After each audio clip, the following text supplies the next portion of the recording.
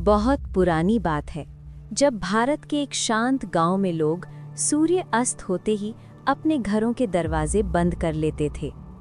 उस गांव के आसपास एक घना जंगल था जहां से हर रात अजीब आवाजें आती थीं। लोग कहते थे इस जंगल में कोई अद्भुत शक्ति बसती है।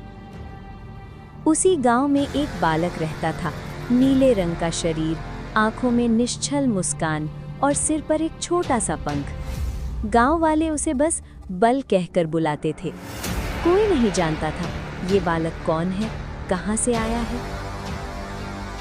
एक रात गांव पर संकट आ गया। जंगल से कुछ वानर आए जो फसलों को नुकसान पहुंचा रहे थे। गांव वाले डरे हुए थे, कोई भी सामना करने को तैयार नहीं था। तब वही छोटा बालक अपने हाथ में केला लेकर आगे बढ़ा। लोग हंस पड़े, ये बालक क्या करेगा?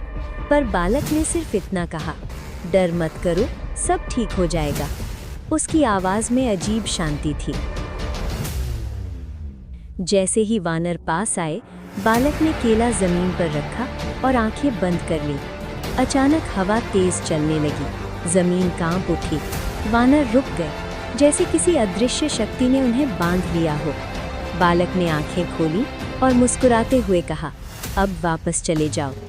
और सच में वानर बिना कुछ कहे जंगल की तरफ लौट गए। गांव वाले सन्न रह गए, पर बालक खुद भी हैरान था। ये सब कैसे हुआ? ये सोचकर वो चुपचाप घर चला गया। उसी रात देवलोक में चिंता की लहर दौड़ गई। देवता एक दूसरे से कहने लगे, समय आ गया है, बल हनुमान अपनी शक्ति भूल चुके हैं। तब एक देव ने कहा, उन्हें याद दिलाना होगा, पर बिना बताए। तय हुआ, बल हनुमान की परीक्षा होगी। अगली सुबह गांव में एक अजनबी योद्धा आया। उसकी शक्ति अपार थी, उसका अहंकार उससे भी बड़ा। उसने कहा, इस गांव में सबसे बलशाली कौन है? कोई कुछ नहीं बोला। तब वही बालक आगे आया, शायद मैं।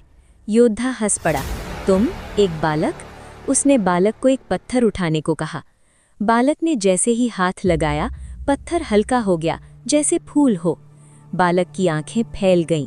उसी पल यादें लौट आईं। बालक की आंखों से आंसू बहने लगे। मैं भूल गया था, मैं कौन हूँ? आकाश में गर्जना हुई, तुम महावीर हनुमान हो। बालक ने प्रणाम किया, पर अगले ही पल वो फिर से बल रूप में मुस्कुराने लगा। योद्धा गायब हो चुका था। गांव वाले समझ गए ये बालक कोई साधारण नहीं, पर बल हनुमान ने फिर से अपनी शक्ति भुला दी, क्योंकि लीला अभी खत्म नहीं हुई थी। जय बजरंग बली।